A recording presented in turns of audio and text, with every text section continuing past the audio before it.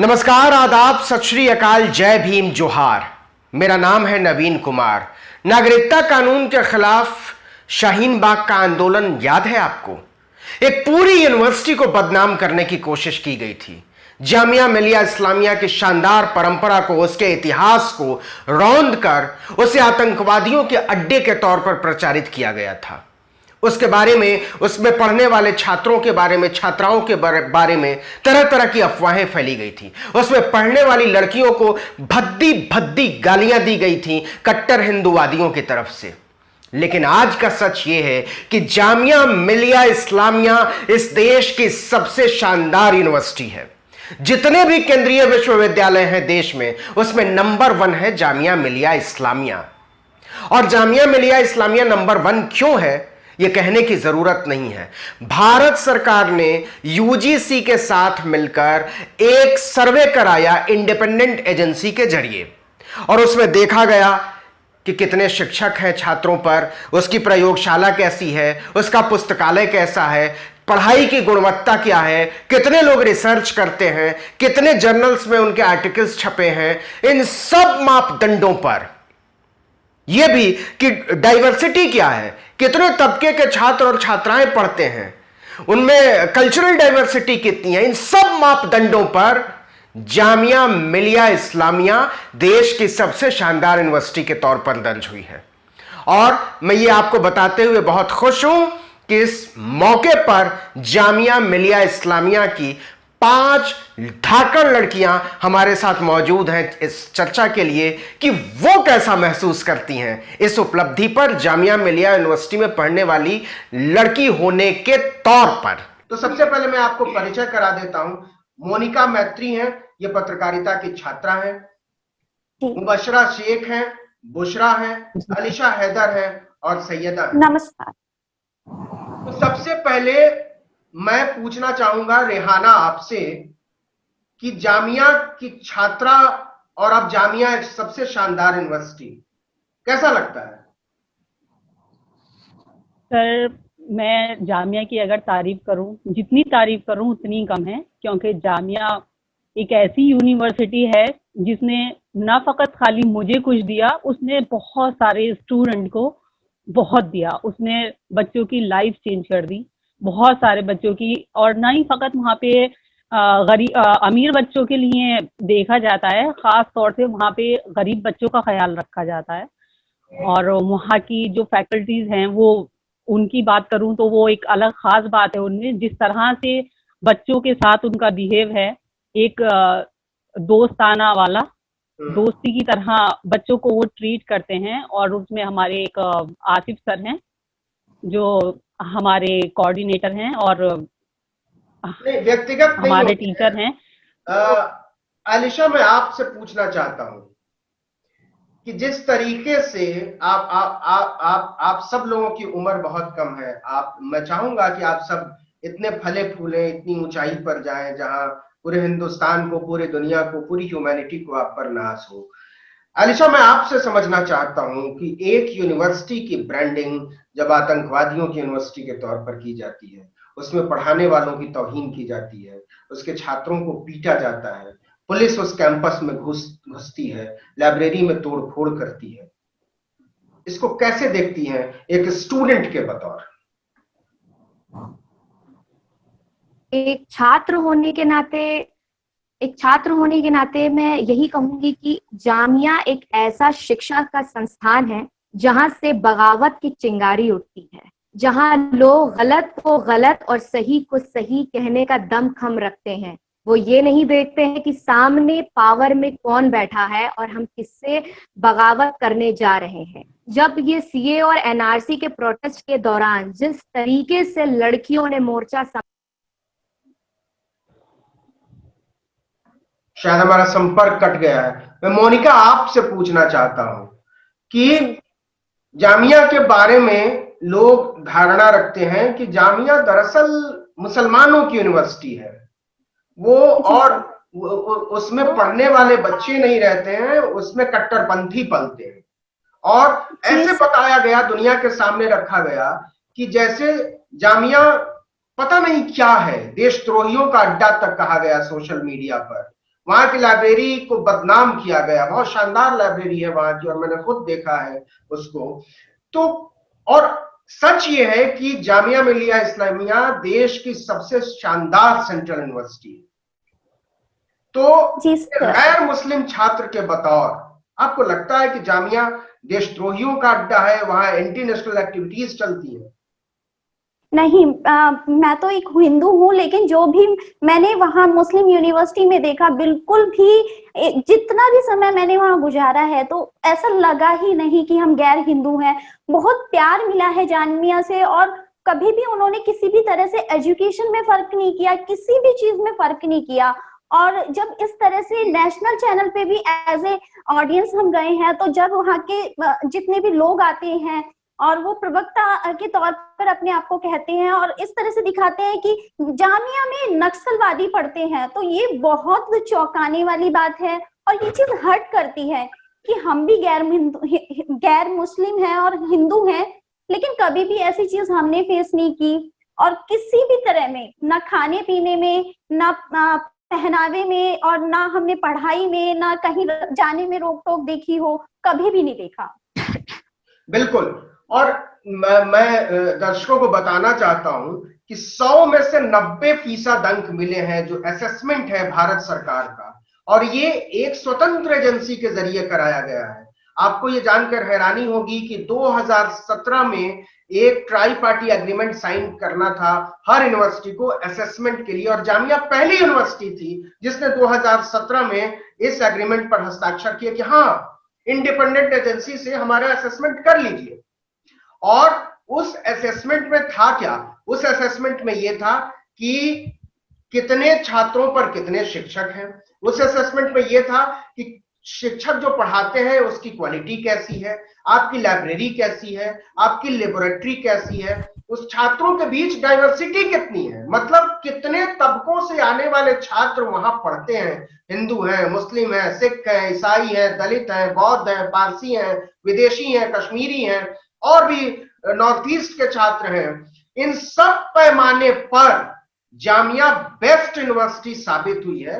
मतलब ये तमाचा है उन लोगों के मुंह पर, उन लोगों के गाल पर, जिन्होंने एक शानदार यूनिवर्सिटी को बदनाम करने की, उसकी परंपरा को मटियामेट करने की कोशिश की थी।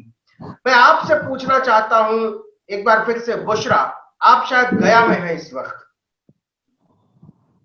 जी सर। मैं आपसे जानना चाहता हूं कि अब आपको पता चला कि आप दरअसल एक शानदार यूनिवर्सिटी में पढ़ती हैं।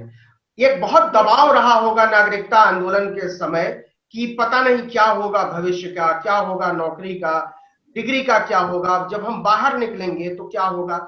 आपने जामिया यूनिवर्सिटी की छात्रा के बतौर अपने आसपास के लोगों में, अपनी कम्युनिटी में कोई भेदभाव झेला है? जी बिल्कुल नहीं सर। हमें तो जो हमारी कम्युनिटी है उसमें ये देखा है कि हमारी जो आवाज है वो किसी एक पर्टिकुलर इंसान या धर्म के लिए नहीं होनी चाहिए, हर धर्म के लिए, हर स्टूडेंट के लिए होनी चाहिए। और जो प्रोटेस्ट हमने देखा, जो बर्बरता पुलिस कर्मियों ने की थी स्टूडेंट्स पे, वो ये देखकर बिल्कुल नहीं की थी कि ये स्टूडेंट्स कौन सी कम्युनिटी के हैं। वो जो आंदोलन चल रहा था उसमें सब धर्म के लोग शामिल, तो ऐसा भेदभाव ना ही उस प्रोटेस्ट के दौरान हुआ, ना ही हमारी कम्युनिटी के दौरान कि हाँ आप तुम उस यूनिवर्सिटी में पढ़ते हो जहाँ प्रोटेस्ट चल रहा है, या फिर ऐसा कुछ। मुबशरा, आप मेरी आवाज सुन पा रही हैं? जी सर। तो एक जामिया की छात्रा होने का एक दबाव जो रहा होगा नवंबर के महीने में, दिसंबर के महीने में, जनवरी के महीने में, उस दबाव से अब थोड़ा रिलीफ महसूस होता है कि नहीं, सब ठीक है, बहुत अच्छा है? जी सर, हाँ, ये चीजें जो अभी आपने कही कि इस मतलब एक ब्रांड जो था उस टाइम पे, मतलब एक ब्रांडिंग होती है, और उस जामिया को जिस तरीके से मतलब लोगों के सामने, सबके सामने, पूरी सोसाइटी सबके सामने जो सेंट्रल यूनिवर्सिटी है उसको जिस तरह से एक गलत नाम देकर, जिस तरह से उसको बदनाम किया गया, और वहाँ के जो स्टूडेंट्स थे उन पर भद्दे भद्दे इल्जाम लगाए गए, और बल्कि उनके साथ में काफी मारपीट भी की गई। तो जिस तरीके की वो जो उस टाइम पे वो सिचुएशन जो ऑल ओवर रही, तो उस सिचुएशन से सर अब कहीं ना कहीं अब जाके बहुत अच्छा भी फील होता है, क्योंकि जिस तरह से अब इस जो हमारी जामिया यूनिवर्सिटी है उसमें जो फर्स्ट नंबर पर वो आई है उस, तो जैसे कि आपने ही कहा कि जो लोग बदनाम कर रहे थे इस यूनिवर्सिटी को, जो तरह तरह की अफवाहें फैलाते हैं और बोलते हैं कि हाँ वहां पर मुस्लिम कम्युनिटी पढ़ती है, तो इसलिए वो कहीं ना कहीं उसका झुकाव वो वही उसी तरफ दिखता है। तो सर उस तरीके के जो वो लोग हैं उनके उनको बहुत बड़ा एक सबक मिला है कि मतलब जिस तरह से उन्होंने बदनाम करने की पूरी कोशिशें की और काफी कुछ हुआ भी, क्योंकि अगर हम देखें तो जेएनयू में ही हमेशा इस तरीके की बातें सुनने को मिलती रही थी, जो सत्ता से सीधा सवाल करते हैं या फिर अपनी आवाज को बुलंद करते थे। लेकिन जो जामिया यूनिवर्सिटी के स्टूडेंट्स ने, स्पेशली जो गर्ल्स थी वहां की, उन लोगों ने जिस तरह से आवाज उठाई और जिस तरह से सीए को वाकई पूरा ये मतलब ये वाकई बहुत जी सर, काबिले तारीफ था कि बहुत जामिया ज्यादा के आंदोलन की पूरी कमान एक तरीके से लड़कियों ने थामी, जी और जी सर वो एक शानदार परंपरा की तरह था, जामिया की एक अच्छी परंपरा जिसमें एक एक एक जो तोहमत है कि लड़कियों को जी सर पीछे रखने वाली यूनिवर्सिटी है, वो चाहे अलीगढ़ मुस्लिम यूनिवर्सिटी है, चाहे जामिया यूनिवर्सिटी है या दूसरी यूनिवर्सिटी है। हैरानी इस बात की है कि जिस भी यूनिवर्सिटी को देशद्रोही कह के बदनाम किया गया वो टॉप 5 यूनिवर्सिटी में आ गई। पहले जी जी नंबर सर पर जामिया है, जी दूसरे बिल्कुल नंबर सर पर अरुणाचल प्रदेश की राजीव गांधी यूनिवर्सिटी है, तीसरे नंबर पर जेएनयू है, चौथे नंबर पर अलीगढ़ मुस्लिम एएमयू। यूनिवर्सिटी है। तो मतलब अब आप पढ़ना है आपको तो फिर मतलब आपके ऊपर देशद्रोही होने का ठप्पा तो लगाना पड़ेगा। अलीशा, आप बार बार आ रही हैं जा रही हैं, अगर आप तक मेरी आवाज सुनाई पड़ रही है तो आप ये सर बताइए कि आप हाँ पता जामिया, नहीं, जेएनयू या अलीगढ़ मुस्लिम यूनिवर्सिटी या राजीव गांधी यूनिवर्सिटी में पढ़ के देशद्रोही कहलाना पसंद करेंगी? बिल्कुल नहीं देशद्रोही। मैं किसी भी फिर से अलीशा का संपर्क कट गया है। मोनिका, जी सर। मतलब ये तोहमत मंजूर है, ठीक है, लोग कहते हैं तो कहते हैं। सर देखिए, पहली बात तो जिस तरह से ये देशद्रोही कहने वाली बात सर बोलिए बोलिए, आप बोलिए। तो जिस तरह से देशद्रोही कहने वाली बात है, वो ठप्पा तो बुरा लगता है जब इंटरनेशनल बेसिस, जब इंटरनेशनल में ये मामला जाएगा या इंटरनेशनल बेसिस पे इस चीज को देखा जाएगा, तो देशद्रोही शब्द ही बहुत बड़ी चीज है जिस जो नहीं चाहता कोई भी छात्र कि हम पे ये ठप्पा लगे। लेकिन अगर सत्ता से सवाल करना ही अगर देशद्रोह है तो उसमें मेरे को ये कहलाना बिल्कुल पसंद रहेगा। क्या बात है अलीशा, आप मेरे ख्याल से आपका वो जी ठीक जी हो गया है, आपका वीडियो अब भी नहीं चल रहा लेकिन आपकी आवाज हम तक पहुंच रही है। तो आप बताइए कि आप जेएनयू में, राजीव गांधी यूनिवर्सिटी में, इन सब यूनिवर्सिटीज में पढ़ना चाहेंगी?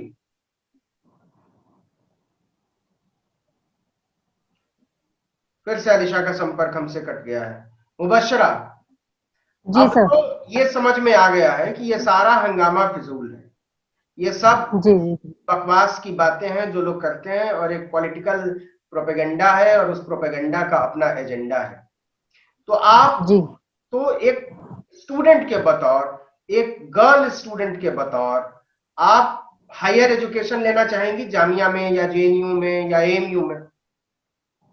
जी सर बिल्कुल, क्योंकि जिस तरह से हमने देखा है स्टार्टिंग से कि जेएनयू, जब स्टार्टिंग में जेएनयू का ही एक इशू रहता था कि जेएनयू के जो स्टूडेंट्स हैं उन पर भी कई तरह की तोहमतें लगाई जाती थी, उन पर कई तरह के इल्जाम गंदे गंदे लगाए जाते थे, स्टूडेंट्स पर तरह तरह की बातें उनको कही जाती थी।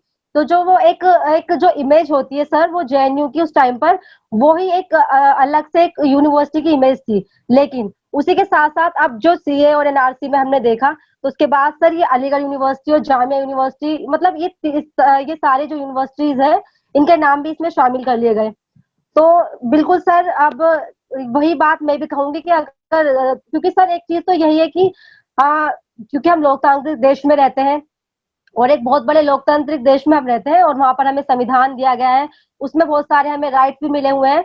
तो सर सबसे बड़ी बात यही है कि अगर वही चीज की सत्ता से सवाल करना ही इस देश में या यहाँ पर जो लोग हैं कुछ वो मानते हैं कि देशद्रोही है, तो सर ये चीज तो मतलब अब खुलकर सामने खुद ही आ गई, क्योंकि जामिया यूनिवर्सिटी को जिस तरह से देशद्रोही आतंकवादी बताया गया था, उस तरीके से जिस तरह से अब वो टॉप फर्स्ट पर आई है, तो सर उसमें सारे सवालों के जवाब तो बिल्कुल क्लियर हो चुके हैं कि हाँ, कि कौन सी यूनिवर्सिटी किस तरह की है और कौन इसमें जाना चाहेगा, बिल्कुल साफ तौर पर वो दिख रहा है। अलीशा, तो आप सर मुझे मैं सुन तो पा रही सबको हैं? ये आप सजेशन दूँ। It's final. फिर से संपर्क कट गया अलीशा का। रेहाना, आप ये बताइए कि क्या, अगर, एक बात तो बड़ी साफ हो गई है कि जिस किसी भी यूनिवर्सिटी से प्रोटेस्ट होता है, जिस किसी भी जी यूनिवर्सिटी बिल्कुल। से आवाज उठाई जाती है मौजूदा हालात पर, नौकरी को लेकर, पॉलिटिक्स को लेकर, पढ़ाई को लेकर, वो वहां उस यूनिवर्सिटी पर एक बहुत स्वतः स्फूर्त तरीके से, स्पॉन्टेनियस तरीके से हमला बोला जाता है। इस हमले से लड़ना है या इसके सामने हथियार डालना है? सर एज अ स्टूडेंट, और मैं क्योंकि जामिया की स्टूडेंट हूँ, तो हर इस टाइम के युवाओं का, अगर हम लोग ही खामोश हो जाएंगे या मतलब हम ही हथियार डाल लेंगे, तो फिर आवाज कल को कौन उठाएगा? चाहे कैसी भी बर्बरता हो, और जामिया में की भी गई है, किस तरह की बर्बरता की गई स्टूडेंट के साथ, लेकिन आवाज को दबाने से आवाज नहीं दबती है। आवाज जितना दबाओगे उतना उठती है आवाज। तो मेरा मानना यह है सर, मैं तो बिल्कुल उनमें से नहीं हूँ कि मैं अपनी आवाज दबा लूं। मैं हमेशा अपनी आवाज बुलंद करूंगी और सत्ता के खिलाफ। क्या बात है, मेरी आवाज आ रही है अलीशा? हाँ, मुझे आपकी आवाज आ रही है। हाँ, तुम दिखाई नहीं दे रही हो लेकिन तुम्हारी आवाज आ रही है। ये बताओ कि ये तो बात हो गई जिसके लिए कहा गया है कि हो गई है पीर पर्वत सी पिघलनी चाहिए, इस हिमालय से भी अब गंगा निकलनी चाहिए। तो अब तो उम्मीद यही है कि नई पीढ़ी के लोग ही कोई बदलाव लाएंगे। वो चाहे राजनीति का बदलाव हो, चाहे पढ़ाई का बदलाव हो, चाहे समझदारी का बदलाव है हो, इस जब तक कि वो प्रोटेस्ट नहीं करेंगे, वो सड़कों पर नहीं उतरेंगे, वो नेतृत्व को मजबूर नहीं करेंगे, चेंज आने वाला नहीं है। तो आप इस चेंज के लिए तैयार हैं? बिल्कुल, इस चेंज के लिए हम सभी तैयार हैं, जितने भी युवा हैं। मैं आखिरी सवाल पूछता हूं आपसे मुबशरा, कि जी अगर सर। यही दौर जारी रहा, यही सब हमले जारी रहे, यही मुश्किलात आती रहीं, यही आवाज आ सारी रही है? चीजें चलती रहीं, तो क्या लगता है कि स्टूडेंट्स का रास्ता क्या होना चाहिए? सर यही कुछ चीज है नहीं कि सर, ये जो एक बगावत, सॉरी आप बोलो। सर ये जो चीजें जो चल रही हैं और जितना कुछ होता आ रहा है, जैसे जहां जहां से जिस भी यूनिवर्सिटी से आवाज उठाई जाती है, तो उस तरीके से उसी यूनिवर्सिटी को बदनाम करने की कोशिश की जाती है और काफी हद तक ये काम किए भी जाते हैं। और बहुत सारी यूनिवर्सिटीज इस सब जद में आई हुई भी है। लेकिन सर यही चीज है कि जब तक हम इसके खिलाफ अपनी आवाज मिलकर बुलंद नहीं करेंगे या इसके खिलाफ नहीं लड़ेंगे, तो सर फिर यही होगा कि एजुकेशन का जो लेवल है वो बिल्कुल खत्म हो जाएगा। तो इसलिए सबसे बेहतर चीज यही होगी कि हमें उसके खिलाफ लड़ते रहना होगा और हमें अपनी आवाज उठानी ही होगी। क्या बात है, मतलब हम माने कि इस मुल्क के यूनिवर्सिटीज में पढ़ने वाले छात्र और उनसे ज्यादा छात्राएं आज नहीं तो कल एक बेहतर हिंदुस्तान बनाएंगी, एक बेहतर जी सर बिल्कुल। भारत के ख्वाब देखती हैं। वो अपने लिए, अपनी नस्लों के लिए, अपने बुजुर्गों के लिए, अपने साथियों के लिए, अपने परिवार के लिए, अपने देश के लिए। मैं एक बात और कहना चाहूंगी। जी सर, जैसे कि अभी आपने जामिया में ही देखा, जामिया में जिस तरह से, और सर जामिया में ही नहीं बल्कि पूरे ऑल ओवर इंडिया में जिस तरह से पूरा का पूरा मोर्चा एनआरसी और सीए का इतना लंबा संघर्ष रहा है, ये इतिहास के पन्नों में कहीं ना कहीं इसका जिक्र जरूर होगा।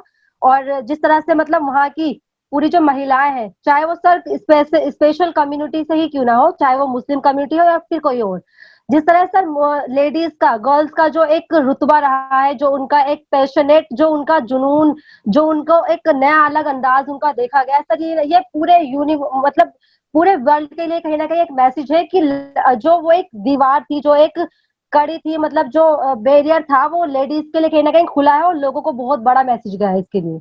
बिल्कुल मैसेज गया है और ये संदेश बड़ा है और इसकी अपनी भूमिका जी है। बिल्कुल। जरूर इस देश के लोग जब अपने पिछले दिनों के बारे में देखेंगे, सोचेंगे, पलटकर इतिहास को पलटेंगे, जी सर। उन्हें याद आएगा कि हाँ, हिंदुस्तान की लड़कियां लड़ी थी अपने हक हुकूक के लिए, जी सर, डेमोक्रेसी बिल्कुल। को बचाने के लिए, जमहूरियत को बचाने के लिए, अपनी आवाज को बचाने के लिए, अपनी आवाज की आजादी को बचाने के लिए। बहुत बहुत शुक्रिया मोनिका, बहुत बहुत शुक्रिया मुबशरा, एलिशा, बुशरा जी, और Rehana. Thank you sir. Thank you so much sir.